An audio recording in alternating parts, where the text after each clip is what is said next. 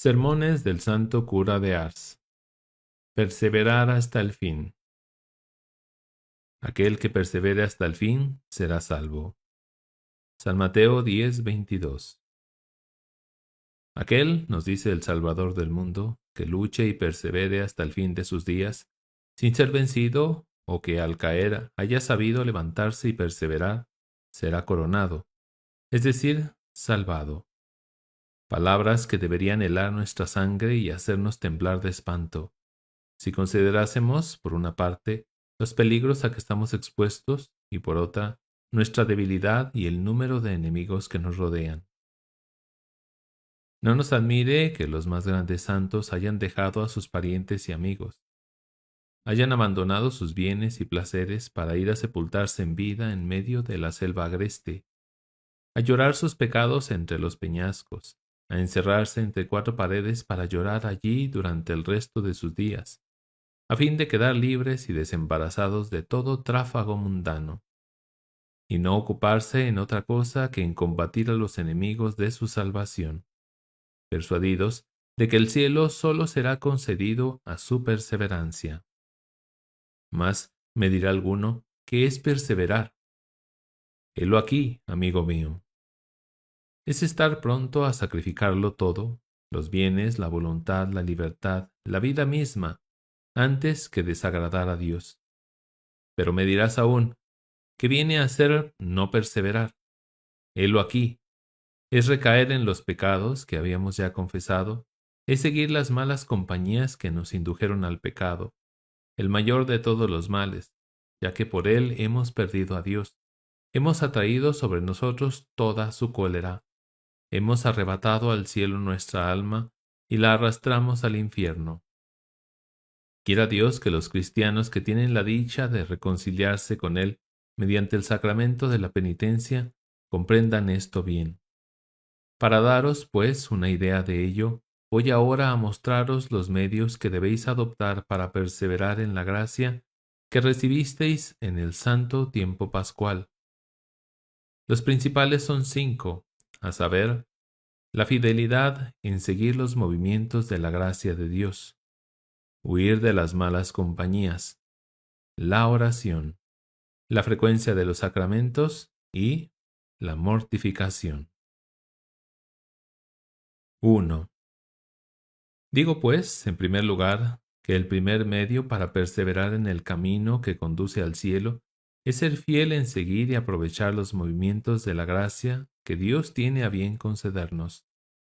Los santos no deben su felicidad más que a su fidelidad en seguir los movimientos que el Espíritu Santo les enviará, así como los condenados no pueden atribuir su desdicha a otra cosa que al desprecio que de tales movimientos hicieron.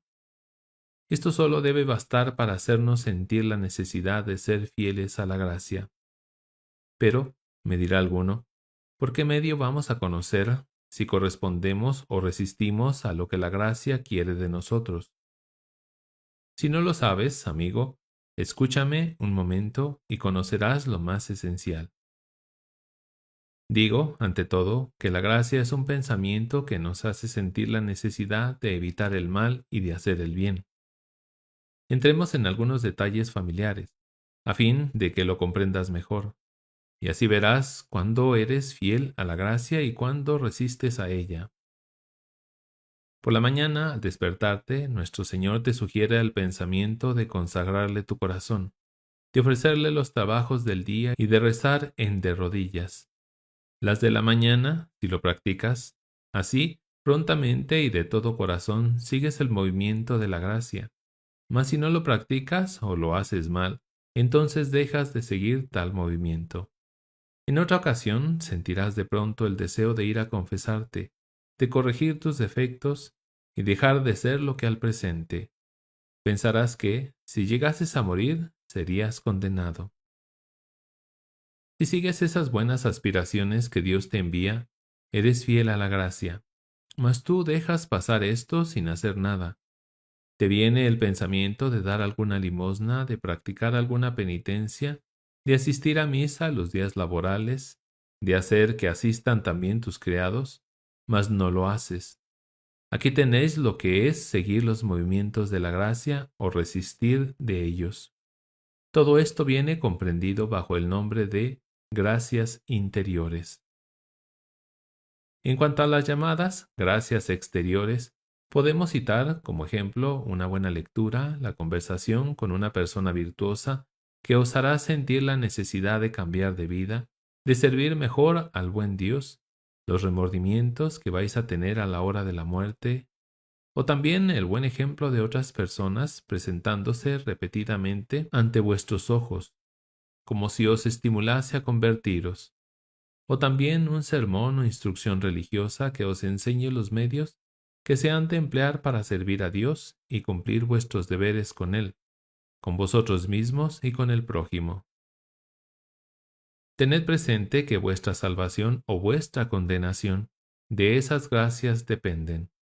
Los santos, si se santifican, es por el gran cuidado que ponen en seguir todas las buenas inspiraciones que Dios les envía, y los condenados han caído en el infierno porque las despreciaron. Vais a ver ahora una prueba de ello. Veamos, efectivamente, en el Evangelio, que todas las conversiones obradas por Jesucristo durante su vida mortal se apoyaron en la perseverancia. ¿Cómo sabemos que San Pedro se convirtió? Bien se dice que Jesús le miró, que San Pedro lloró su pecado. Lucas 23 del 61 al 62. Mas, ¿qué es lo que nos asegura su conversión, sino el haber perseverado en la gracia, no pecando jamás? ¿Cómo ocurrió la conversión de San Mateo? Sabemos muy bien que, habiéndole visto Jesucristo en la oficina, le dijo que le siguiese, y en efecto le siguió.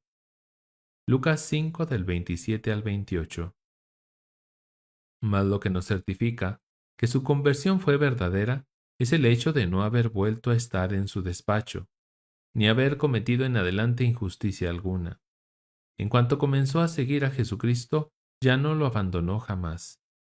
La perseverancia en la gracia, el renunciar al pecado para siempre, fueron las señales más ciertas de su conversión. Aunque vivas 20 o 30 años en la virtud y en la penitencia, si no perseveras, todo lo habrás perdido. Sí, dice un santo obispo a su pueblo, aunque hubieses repartido todos vuestros bienes a los pobres, aunque hubieses desgarrado y ensangrentado vuestro cuerpo, aunque hubieses, vos solo, sufrido tanto como todos los mártires juntos, aunque hubieses sido desollado como San Bartolomé, aserrado entre dos tablas como el profeta Isaías, asado al fuego lento como San Lorenzo, si, a pesar de todo esto, os faltase la perseverancia, esto es, recayeses en alguno de los pecados ya confesados, y la muerte os sorprendiese en tal estado, todo estaría perdido para vos. ¿Quién de nosotros será salvo? ¿Aquel que habrá luchado 40 o 60 años? No. ¿Será pues aquel que habrá encanecido en el servicio del Señor? No. Si le falta perseverancia, como faltó a Salomón, de quien dice el Espíritu Santo que era el más sabio de los reyes de la tierra. Primera de Reyes 10:23. El cual parece que debía tener bien asegurada su salvación y, sin embargo, nos deja sobre este punto en una gran incertidumbre. Saúl nos presenta aún una imagen más espantosa. Escogido por Dios para que reinase sobre su pueblo, colmado con toda suerte de favores, muere como un réprobo. Ah, desgraciado, nos dice San Juan Crisóstomo, anda con cuidado y no despreciar la gracia de tu Dios, una vez la hayas recibido. Ah, yo tiemblo al considerar cuán fácilmente el pecador recae en el pecado, del cual se confesó. ¿Cómo se atreverá a pedir de nuevo perdón? Para no recaer en el pecado, os bastaría, con el auxilio de la gracia, comparar la desgraciada situación a que el pecado os tenía reducidos, con aquel estado en que os coloca la gracia. El alma que recae en pecado entrega su Dios al demonio, se convierte en su verdugo y le crucifica en su corazón, arrebata su alma de las manos de su Dios, la arrastra al infierno, la entrega al furor y rabia de los demonios, le cierra las puertas del cielo y hace que sirvan para su condenación todos los sufrimientos de su Dios. Dios mío, ¿quién, al hacer estas reflexiones, podrá volver a cometer un solo pecado? Escuchad estas terribles palabras del Salvador. Marcos 13:13. Aquel que habrá luchado hasta el fin será salvado. Al considerar esto, temblemos los que caemos a cada instante. Nunca será para nosotros el cielo, si no tenemos mayor firmeza que la que hemos mostrado hasta el presente. Mas no está aún todo aquí. ¿Fueron bien hechas vuestras confesiones? ¿Habéis tomado siempre todas las precauciones debidas para hacer bien la confesión y la comunión? ¿Examinasteis bien vuestra conciencia antes de acercaros al tribunal de la penitencia? ¿Declarasteis rectamente vuestros pecados, tal como estaban en vuestra conciencia, sin decir, acaso, que tal cosa no era mala, que lo otro no era nada? O, lo diré otra vez, ¿tuvisteis verdadera contrición de los pecados, tan indispensable para que nos sean perdonados? ¿La pedisteis con fervor a Dios al salir del confesionario? ¿Habríais preferido la muerte antes de volver a cometer los pecados de que os acabáis de confesar? ¿Tenéis la firme resolución de no volver a ver a aquellas personas con las cuales obrasteis el mal? ¿Dais testimonio al Señor de que, si debíais volver a ofenderle, preferiríais antes que os enviase la muerte? Y sin embargo, aunque tengáis todas estas disposiciones, temblad siempre, vivid entre una especie de desesperación y de esperanza. Estáis hoy en amistad con Dios, mas temblad, ya que mañana tal vez mereceréis su odio y seréis reprobados. Escuchad a San Pablo, aquel vaso de elección, escogido por Dios para llevar su nombre delante de los príncipes y reyes de la tierra, que había conducido tantas almas a Dios, y cuyos ojos se anublaban a cada momento, a causa de la abundancia de lágrimas que derramaba. Pues bien, repetidamente exclamaba: no ceso de tratar duramente mi cuerpo y reducirle a servidumbre, pues temo que, después de haber predicado a los demás y haberles mostrado los medios de ir al cielo, no sea yo desterrado de allí y caiga en reprobación. Corintios 9:27. En otro pasaje parece tener mayor confianza, mas ¿sobre qué está fundada tal confianza?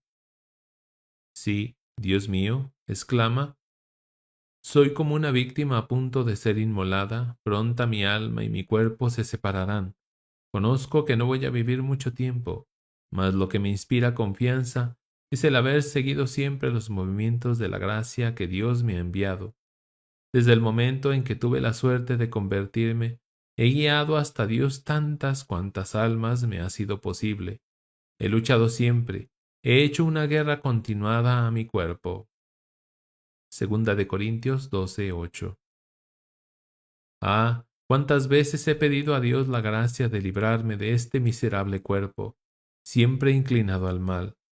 Por fin, gracias a mi Dios, voy a recibir la recompensa del que ha luchado y perseverado hasta el fin. Segunda de Timoteo 4:8. Oh Dios mío, cuán pocos son los que perseveran, y por consiguiente, cuán pocos los que se salvan. Leemos en la vida de San Gregorio que una dama romana le escribió para pedirle el auxilio de sus oraciones, a fin de que Dios la hiciese conocer si le habían sido perdonados sus pecados, y si, a su tiempo, recibiría ella el premio de sus buenas obras. Ah, decía, temo que Dios no me haya perdonado. Ay, contestaba San Gregorio, cosa muy difícil es la que me pedís. Sin embargo, os diré que podéis esperar el perdón de Dios y que iréis al cielo si perseveráis. Mas, a pesar de todo cuanto habéis obrado, seréis condenada si no perseveráis.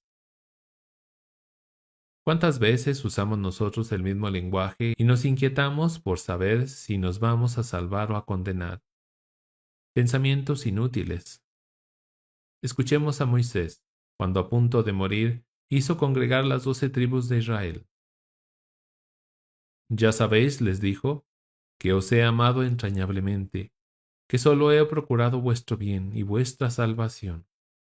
Ahora que voy a dar cuenta a Dios de todas mis acciones, es necesario que os avise, que os excite a no olvidar jamás esto. Servid fielmente al Señor, acordaos siempre de las innumerables gracias de que os ha colmado. Por más que os sea dificultoso, no os separéis jamás de Él. No os faltarán enemigos que os persigan y hagan todo lo posible para hacéroslo abandonar. Pero revestíos de valor, pues tenéis la seguridad de vencerlos, si sois fieles a Dios. Deuteronomio 31. Ay, las gracias que Dios nos concede son aún más abundantes, y los enemigos que nos rodean mucho más poderosos. Digo las gracias, porque ellos no habían recibido más que algunos bienes temporales y el maná. Pero nosotros tenemos la dicha de recibir el perdón de nuestros pecados, de arrebatar nuestra alma del poder del infierno, y de ser alimentados no con el maná, sino con el cuerpo y la sangre adorable de Jesucristo. Oh Dios mío, qué dicha la nuestra. ¿A qué pues volver a trabajar continuamente para perder un tal tesoro? Oh, cuántos son los que no perseveran, porque les da miedo el luchar. Leemos en la historia que un santo sacerdote halló un día a un cristiano dominado por un temor incesante de sucumbir a la tentación. ¿Por qué teméis?, le dijo el sacerdote. Ay, padre mío, contestó, temo ser tentado y sucumbir y perecer. Ah, exclamaba llorando, no tengo motivos para temblar cuando tantos millones de ángeles sucumbieron en el cielo, y cuando Adán y Eva fueron vencidos en el paraíso terrenal, cuando Salomón, que es tenido por el más sabio de los reyes, y que había llegado al más alto grado de perfección, manchó sus canas con los crímenes más deshonrosos y vergonzosos, cuando este hombre, después de haber sido la admiración del mundo, se convirtió en oprobio y desdoro de la humanidad. Cuando considero a un Judas sucumbiendo en compañía del mismo Jesucristo, cuando tan grandes lumbreras se apagaron, ¿qué debo pensar de mí mismo? ¿Que no soy más que un pecador? ¿Quién podrá enumerar las almas que están en el infierno y que, a no ser por la tentación, estarían en la gloria? Oh Dios mío, exclamaba, ¿quién no temblará? ¿Quién podrá tener esperanza de perseverar? Mas, amigo mío, le dijo el santo sacerdote, ¿no sabéis lo que nos dice San Agustín? Que el demonio es como un perro encadenado, acosa y mete mucho ruido, pero solo muerde a los que se ponen a su alcance. Tened confianza en Dios, huid de las ocasiones de pecar, así no sucumbiréis. Si Eva no hubiese escuchado al demonio, si hubiese huido en el mismo momento en que aquél le propuso la transgresión de los preceptos de Dios, no habría sucumbido. Al veros tentado, rechazad al momento la tentación, y, si tenéis oportunidad, haced devotamente la señal de la cruz. Pensad en los tormentos que deben experimentar los réprobos por no haber sabido resistir la tentación. Elevad al cielo vuestra mirada, y veréis allí cuál sea la recompensa del que lucha. Llamad en vuestro socorro al ángel de la guarda. Echaos prontamente en brazos de la Virgen Santísima, implorando su protección. Con eso tenéis la seguridad de salir victorioso de vuestros enemigos, a los cuales veréis al punto llenos de confusión. Si sucumbimos, es porque no queremos valernos de los medios que Dios nos envía para combatir. Es preciso, sobre todo, estar bien convencidos de que, por nuestra parte, no podemos hacer otra cosa que perdernos. Mas, con una gran confianza en Dios, lo podemos todo. Mirad a San Felipe Neri, decía él a Dios con frecuencia. Ay, Señor, sostenedme, soy tan malo que me parece que a cada instante voy a haceros traición. Soy tan poca cosa que hasta cuando salgo para hacer una buena obra, digo para mí, ¿sales cristiano? Tal vez volverás a entrar como pagano.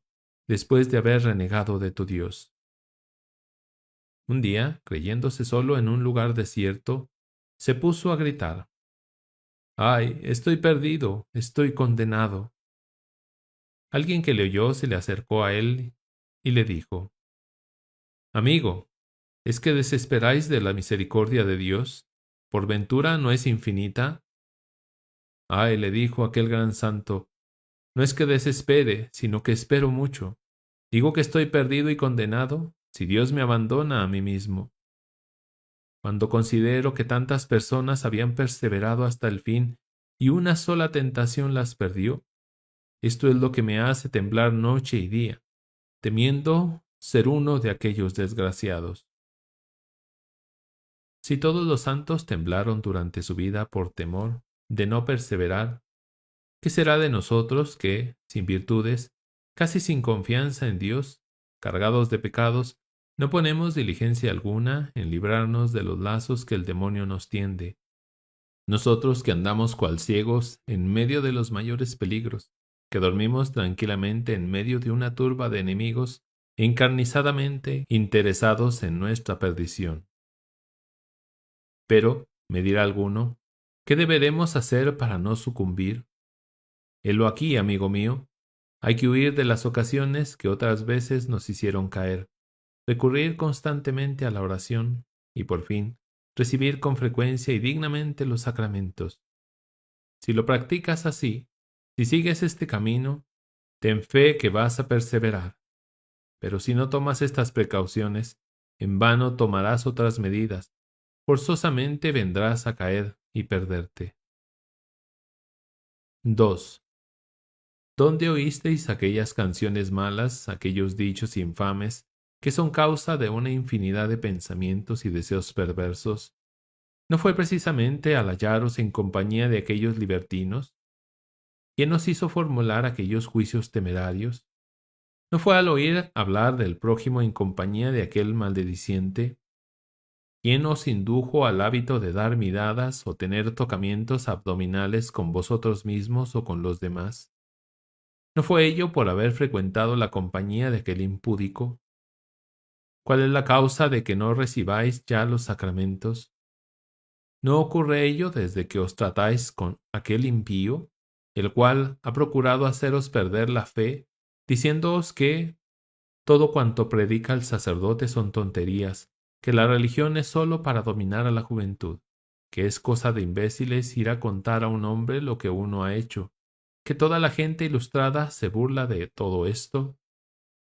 Entiéndase, hasta la hora de la muerte, entonces habrán todos de reconocer que se habían engañado.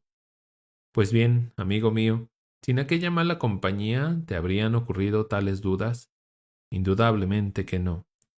Dime, hermana mía, ¿desde cuándo sientes tanto gusto por los placeres, las danzas y bailes, las reuniones y los atavíos mundanos?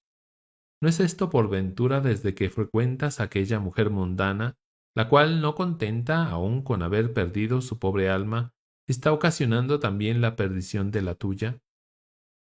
Dime, amigo, ¿cuánto tiempo hace que frecuentas las tabernas y casas de juego? ¿No es desde que conociste a aquel desenfrenado? Dime, ¿desde cuándo se te oye vomitar toda suerte de juramentos y maldiciones? ¿No es desde que estás al servicio de aquel dueño cuya boca y cuya garganta no son más que un canal de abominaciones? Sí, en el día del juicio cada libertino verá a otro libertino pedirle su alma, su Dios y su gloria. Ah, desgraciado, se dirán unos a otros: vuélveme el alma que me perdiste, y restitúyeme el cielo que me arrebataste. Desgraciado, ¿dónde está mi alma? Arráncala del infierno donde me has arrojado. A no ser por ti, no habría cometido aquel pecado que es causa de mi condenación. No, no, yo no tenía de ello conocimiento. No, jamás hubiera tenido tal pensamiento. Ah, hermoso cielo que tú me has hecho perder. Adiós, cielo delicioso que tú me has arrebatado.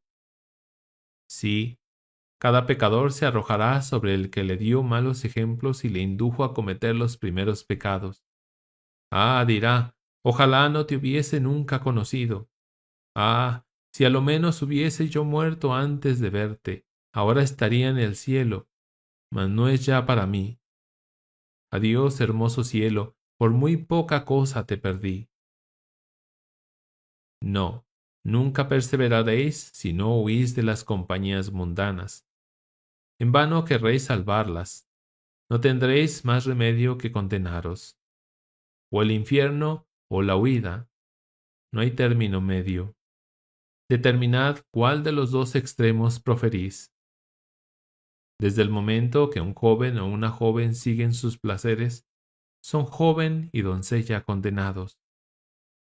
En vano diréis que no obráis mal, que quizás sea yo algo escrupuloso. No puedo menos de repetiros que siempre vendremos a parar en lo mismo, a saber, que si no cambiáis, un día estaréis en el infierno. Y no solamente lo veréis esto, sino que, además, lo sentiréis. Echemos un velo sobre esta materia y pasemos a otro asunto. 3. He dicho, en tercer lugar, que la oración es absolutamente necesaria para acertar a perseverar en la gracia, después de haber recibido ésta en el sacramento de la penitencia. Con la oración todo lo podéis. Sois dueños, por decirlo así, del querer de Dios, mas, sin la oración, de nada sois capaces. Esto es suficiente para mostraros la gran necesidad de la oración. Todos los santos comenzaron su conversión por la oración y por ella perseveraron, y todos los condenados se perdieron por su negligencia en la oración. Digo, pues, que la oración nos es absolutamente necesaria para perseverar. Mas la oración de que os hablo, tan poderosa cerca de Dios, que nos atrae tantas gracias, que parece hasta sujetar la voluntad de Dios, que parece, por decirlo así, forzarle a concedernos lo que le pedimos, viene a ser una oración hecha al impulso de una especie de desesperación y de esperanza. Digo desesperación, considerando nuestra indignidad y el desprecio que hicimos de Dios y de sus gracias, reconociéndonos indignos de comparecer ante su divina presencia y de atrevernos a pedir perdón después de haberlo recibido ya tantas veces y pagado siempre con ingratitud. Con el corazón quebrantado de dolor por haber ofendido a un Dios tan bueno, dejamos correr nuestras lágrimas de contrición y de gratitud. Nuestro corazón y nuestra mente hállase abismadas en la profundidad de nuestra nada y en la grandeza de aquel a quien hemos ultrajado, y el cual nos deja aún la esperanza del perdón.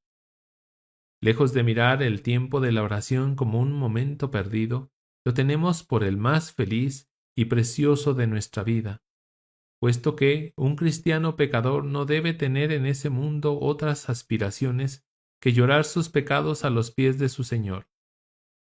Lejos de considerar como primeros los negocios temporales y preferirlos a los de su salvación, los mira el cristiano como cosas de nada, o mejor, como obstáculos para su salud espiritual.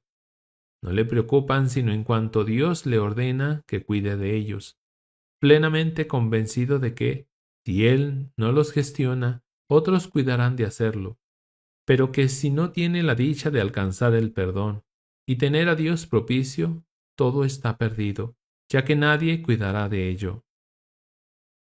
No deja la oración sino con una gran pena. Los momentos empleados en la presencia de Dios le parecen brevísimos, pasan como el fulgor de un rayo. Si su cuerpo sale de la presencia de Dios, su corazón y su mente se quedan constantemente delante de la divinidad. Durante la oración no hay que pensar en trabajo alguno, ni en arrellanarse en una poltrona, ni en tenderse en el lecho. He dicho que el cristiano debe estar entre la desesperación y la esperanza. Digo la esperanza considerando la grandeza de la misericordia del Señor, el deseo que Él tiene de hacernos felices, lo que ha hecho para merecernos el cielo.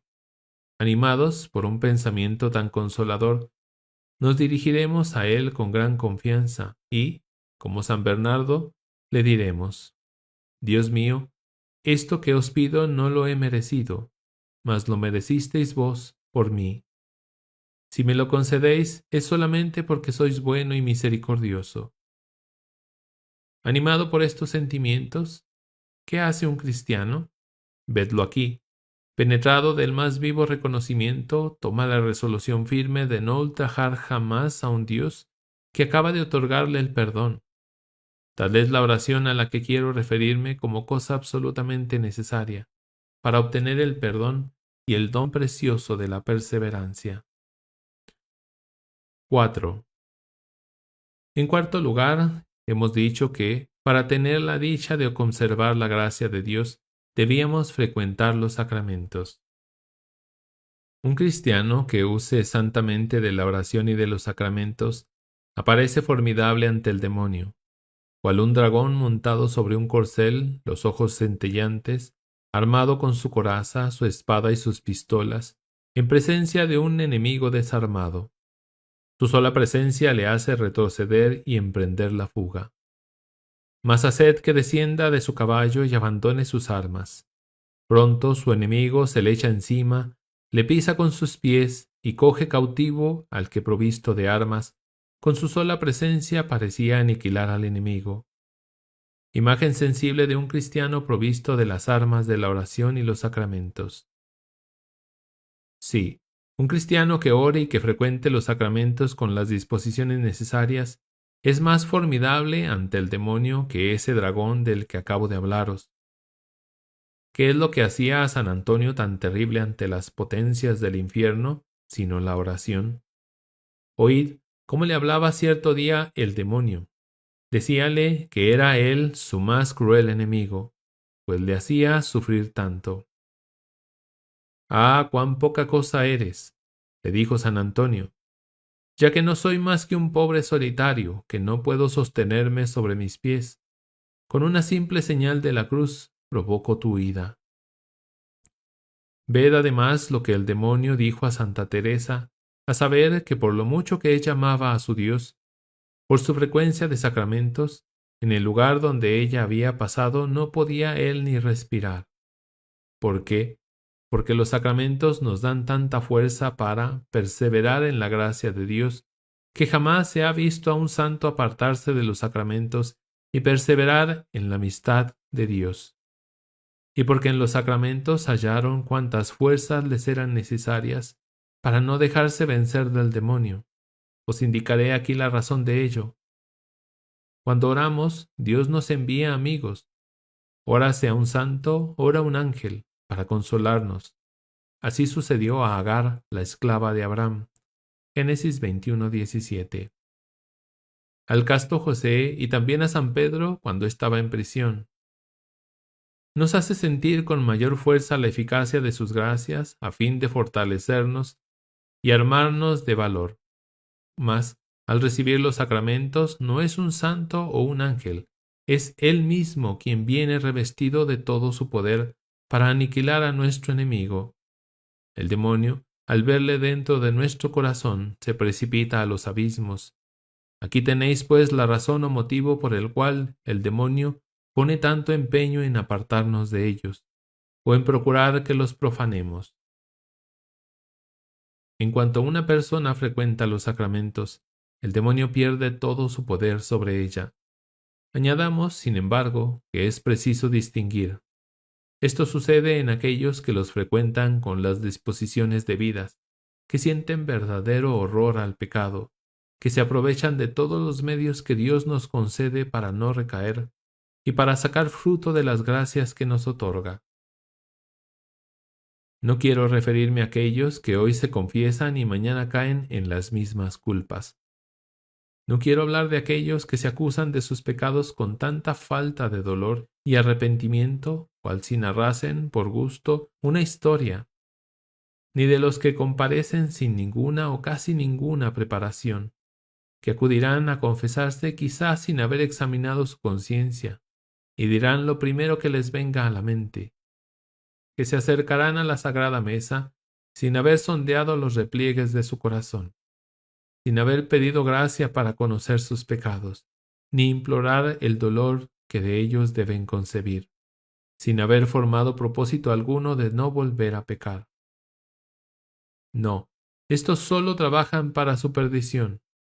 En vez de luchar contra el demonio, se ponen a su lado, y se labran ellos mismos un infierno. No, no es de estos de quienes quiero hablar. Me refiero a los que salen del tribunal de la penitencia o de la sagrada mesa, dispuestos a comparecer con gran confianza ante el tribunal de Dios, sin temor de verse condenados por no haberse preparado debidamente en sus confesiones o comuniones. Oh Dios mío, cuán raros son estos, cuántos cristianos se perdieron por defectos tales de preparación. 5. He dicho, en quinto lugar, que para tener la suerte de conservar la gracia recibida en el sacramento de la penitencia, hemos de practicar la mortificación. Este es el camino que siguieron todos los santos. O castigáis vuestro cuerpo de pecado, o no permaneceréis mucho tiempo sin recaer. Ved al santo rey David, para pedir a Dios la gracia de perseverar, castigó su cuerpo durante toda su vida. Ved a San Pablo, quien nos dice que trataba su cuerpo como a un caballo. Ante todo, no hemos de dejar pasar comida alguna sin abstenernos de algo, para que, al fin de la misma, podamos ofrecer a Dios alguna privación. Las horas de dormir, de cuando en cuando deberíamos cercenarlas un poco. Cuando sentimos la comezón de hablar y desearnos decir algo, privémonos de ello en obsequio a nuestro Señor. Ahora bien, ¿quiénes hay que tomen todas estas precauciones cuya importancia os acabo de anunciar? ¿Dónde están? ¿Cuán raros son ellos? ¿Cuán reducido es su número? Mas también son raros los que, habiendo recibido el perdón de sus pecados, perseveran en el feliz estado en que el sacramento de la penitencia los pusiera. Ay, Dios mío, ¿dónde iremos a buscarlos? Entre los que me escuchan, ¿existen algunos de esos cristianos dichosos? ¿Qué debemos sacar de todo lo dicho? Vedlo aquí. Si recaemos, como antes, apenas se presenta la ocasión. Es que no tomamos mejores resoluciones, que no aumentamos las penitencias, que no redoblamos nuestras oraciones ni nuestras mortificaciones. Temblemos acerca de nuestras confesiones, por temor de que a la hora de la muerte solo hallemos sacrilegios y, por consiguiente, nuestra perdición eterna. Dichosos, 1000 veces dichosos, los que perseverarán hasta el fin, ya que tan solo para ellos es el cielo.